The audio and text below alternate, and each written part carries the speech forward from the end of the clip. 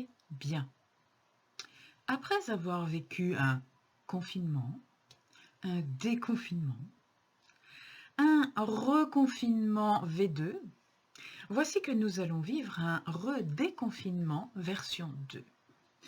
Alors, je ne vous donnerai pas les détails de ce redéconfinement, parce que ce déconfinement V2, je n'en comprends pas tous les tenants et les aboutissants. Il semblerait que nous soyons libres d'aller et venir dans la journée entre 6h du matin et 20h, mais que, entre 20h et 6h, nous soyons de nouveau soumis aux fameuses attestations.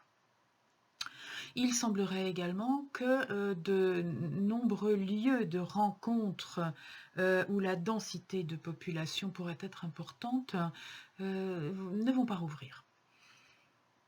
Alors pourquoi cette intervention de ma part? Le virus qui circulerait quoi que nous fassions, j'en suis convaincue. Je suis, pour ma part, également convaincue que si nous devons l'attraper, nous l'attraperons. Si nous ne devons pas, nous ne l'attraperons pas. Ça, c'est la deuxième chose. Mais la troisième chose, c'est quand même de remarquer que certaines personnes, dont c'est le caractère, ou le tempérament, ou l'âge, ou le seul moyen de se valoriser et de se faire remarquer, certaines personnes, donc, qui appartiennent à l'une de ces catégories, font tout leur possible pour entrer en conflit avec les consignes, refusant tout ce qu'il est possible de refuser. Refus du masque, refus des horaires, refus des attestations, refus du confinement, et profitent de toutes les occasions possibles et légales pour se rencontrer, mais aussi de toutes les occasions illégales. Je lisais pas plus tard que ce matin dans ma revue de presse que plusieurs Covid parties ont été interrompues avec, dans ma région, jusqu'à une centaine de personnes dans une cave troglodyte qui se réunissaient pour faire la fête. Bon, je n'ai rien contre la fête. Il semblerait que ce soit une manifestation de plus en plus indispensable aux jeunes de notre époque. Ça a toujours été l'apanage de la jeunesse, mais il semblerait que là, de plus en plus. Faire la fête, c'est en principe s'apporter de la joie et du bien-être. Alors, faire la fête avec le risque d'attraper une maladie qui peut être grave, déjà, on pourrait se demander quel en est l'intérêt. Parce que cette maladie peut être grave, elle ne l'est pas forcément, mais elle le peut, même chez des jeunes. Ensuite, on sait que cette maladie est particulièrement difficile à supporter pour les personnes d'un certain âge, et encore plus pour les personnes d'un âge certain. Et que, normalement, enfin, la plupart du temps, quand on est jeune, on a des parents et on a des grands-parents. Et ces parents et ces grands-parents, même si nous, en tant qu'être humain, individu jeune, nous ne sommes pas en difficulté, nous n'avons pas ce qu'on appelle des comorbidités, nous n'avons pas de faiblesse particulière, ce qui n'exclut pas qu'on puisse attraper cette maladie et en mourir, d'ailleurs, semble-t-il, d'après ce que j'en sais, mais la plupart du temps, des parents qui peuvent avoir entre 50 et 70 ans, ou des grands-parents qui peuvent avoir entre 60 et 90 ou 100 ans, eux sont extrêmement fragiles pour la plupart. Parce que, tout simplement, au-delà d'un certain âge, on commence à avoir des pathologies d'usure, des pathologies du vieillissement, qui, semble-t-il, font que cette maladie devient plus agressive lorsqu'on est contaminé. Et c'est là que j'aimerais simplement mettre en garde les jeunes, qui feront ce qu'ils voudront, de toute façon. S'amuser, pourquoi pas? Faire la fête, pourquoi pas non plus? Mais alors à ce moment-là, il faut rester entre jeunes. N'allez pas au moment de Noël voir vos parents. N'allez pas au moment de Noël voir vos grands-parents. Pour vos parents et vos grands-parents, et pour vous. Parce que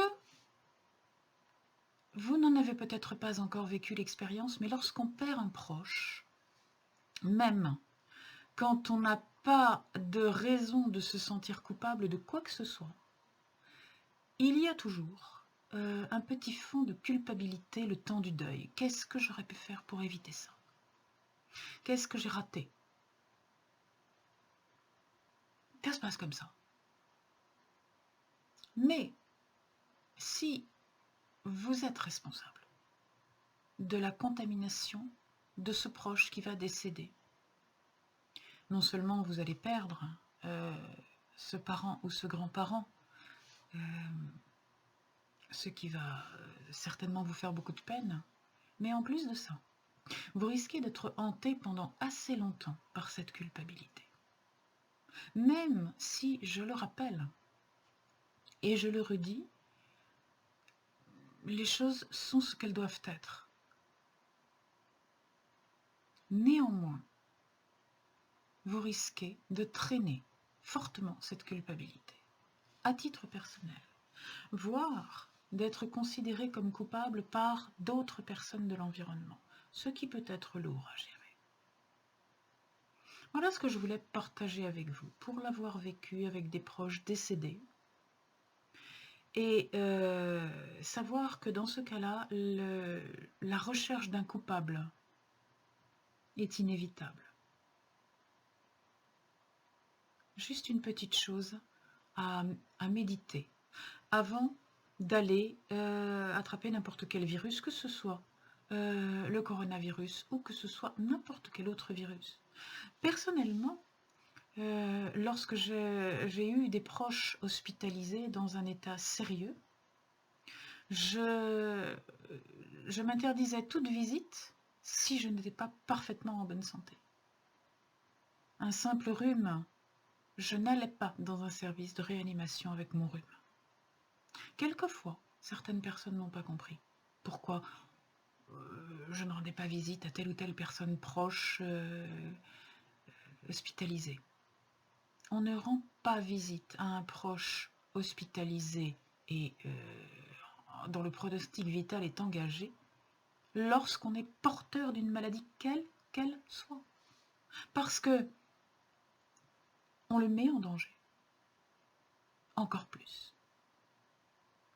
Voilà. Tout ça est à réfléchir.